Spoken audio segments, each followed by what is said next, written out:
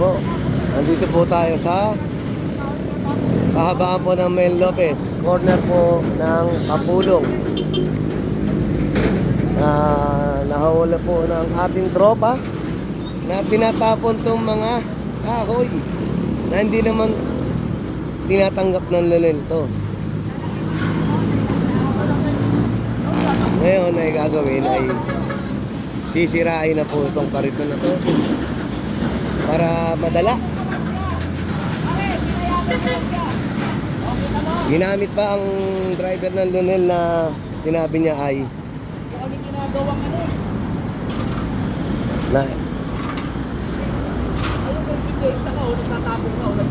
na itapon niya raw itong basura to ng mga kahoy. Hindi naman tinatanggap ng Lunel itong mga kahoy na to.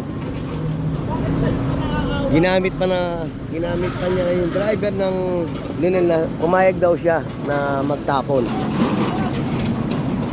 Ngayon po ay wawasakin na tong kariton na to. Kasi araw-araw na po itong nililinis dahil meron pong utos ang kinatataasan po na linisin ito araw-araw.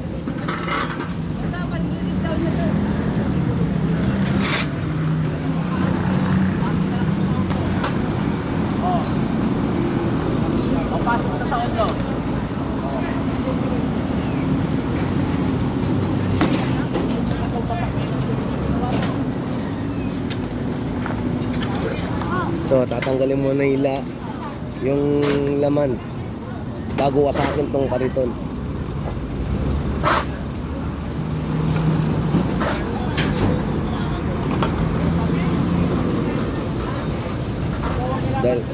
Dahil araw-araw nililinis na po itong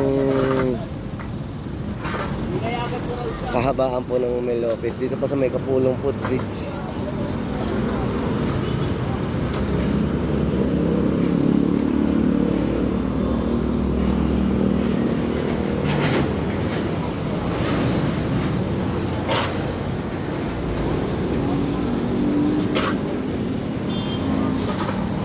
Ito po kasalukuyan po hinahakot ng Lunel ang tampok na basura rito.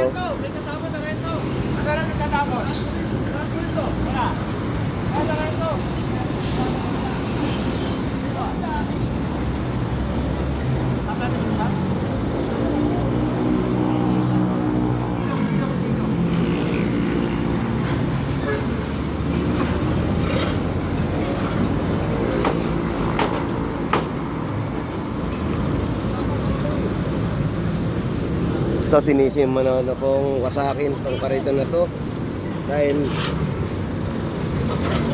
isa to sa mga nagkakalat dito. Ginagawa nila, nagbabahay-bahay sila, kukuha ng basura, babayaran sila. Tulad yan, debris po ang kinuha, mga kahoy, hindi naman po tinatanggap ng Lunel to kasi masisira po yung compactor nila. Ngayon po, ito po, naaktuhan ng grupo na nagtatapon po siya.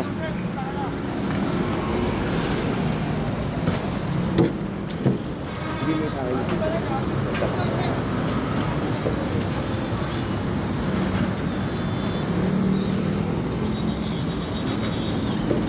Maganda lang para madala po sila sa ginagawa nilang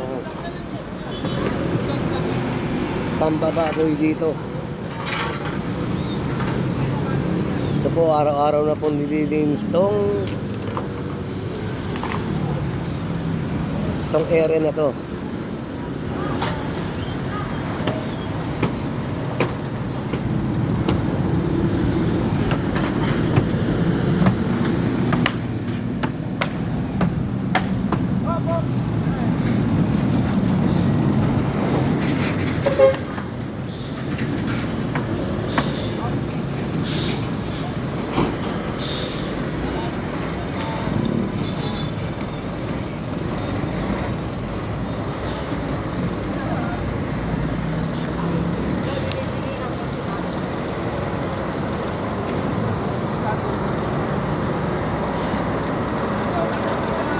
Tingnan nyo, no? Laman niya, puro basura. Pero sa ibabaw, puro kahoy. Di naman po tinatanggap ng linel yan. Yung mga kahoy kasi hindi kakayanin ng compactor yun.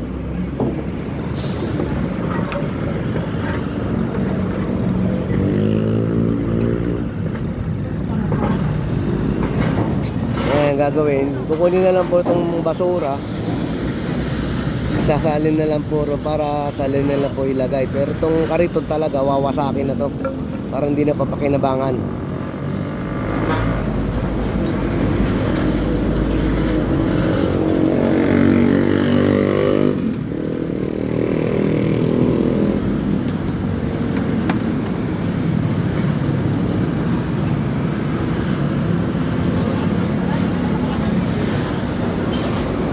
Yan ang ginagawa ng mga nangangariton na kinukuha nila yung hindi naman dapat kunin.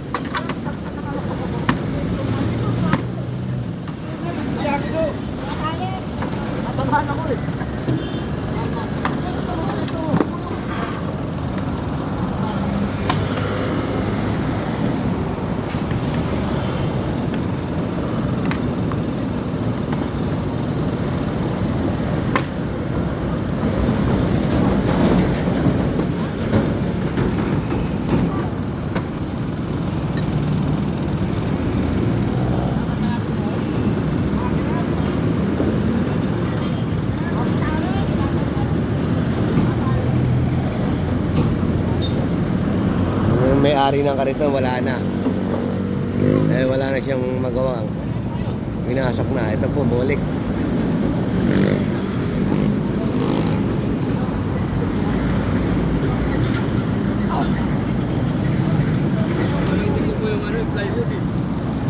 Sino may-ari niya? Alam mo ba ginawa nung kanino mo pinahiram yan? Alam mo ba nung ginawa? Wala kayong mga damit. Suotin niyo yung damit nyo. Magdamit ka. Ikaw magdamit ka. Suotin niyo yung damit nyo. Ayan, may video. Nagtatapo siya dyan, oh. Tinatalayan na kayo. Hindi. Ayoko nang kita nga. Alam niyo po ba may kaparusahan niya na kulong at multa? Oh. Hayaan mo na yun. Sige na. Para magdala kayo. Hindi. Ikarga nyo. Mas dami na ayos. Oo. Ano po, wasak na po yung kariton. At kinakarga na po sa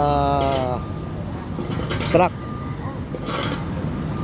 Talagang hindi na po talaga mapapakinabangan tong kariton na to dahil dumating po yung may-ari. Dumating pala yung may-ari na hindi niya alam na ganun palang ginawa ng gumamit. Kaya naaktuhan na nagtatapon. Yan po.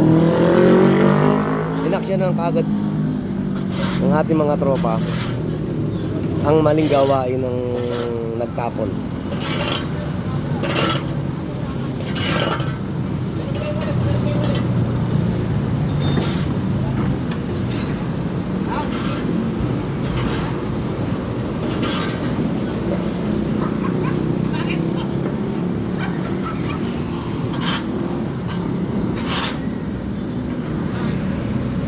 Opo.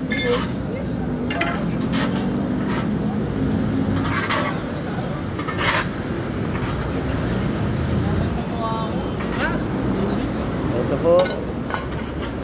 Konti na lang mauubos sa po itong basura. At yung mga debris na lang po na naraditira rito ay nakakakot na po.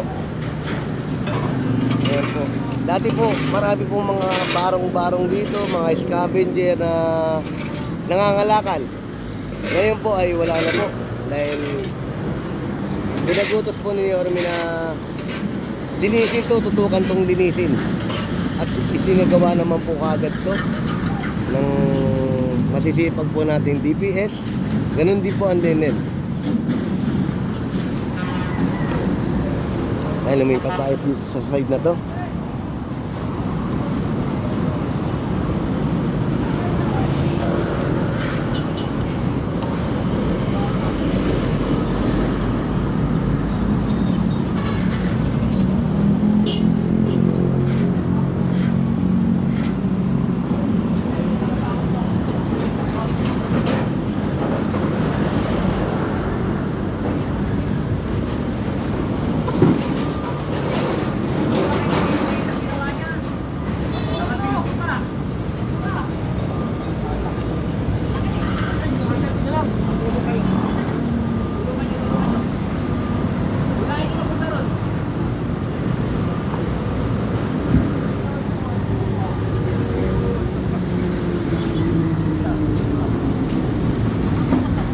Nasampulan. Kariton, may dalang mga kahoy-kahoy. Ginamit pa yung driver para magtapon daw, pumayag daw yung driver. Ayan. Sabi mo, may ginaw ganahan. Winasak na. Winasak na. Yung kariton. Saktong-sakto, nag-aagis siya ng mga ano. Na-champion siya, na-videoan siya.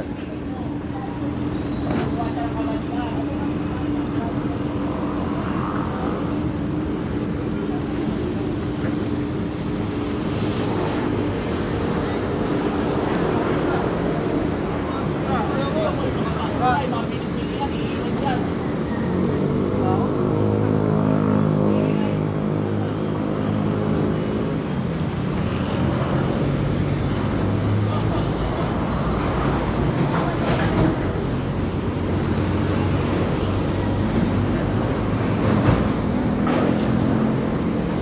Ayan po. Yung napuno itong truck to, itatapon na yan. Kasama po yung kariton na winasak. Para madala po yung nagtapon. Hindi na po makikinabangan tong kariton na to. Dahil talagang nakatutok tayo dito. Nalinisin tong kahabaan po ng Mel Lopez sa Kapulong Footbridge.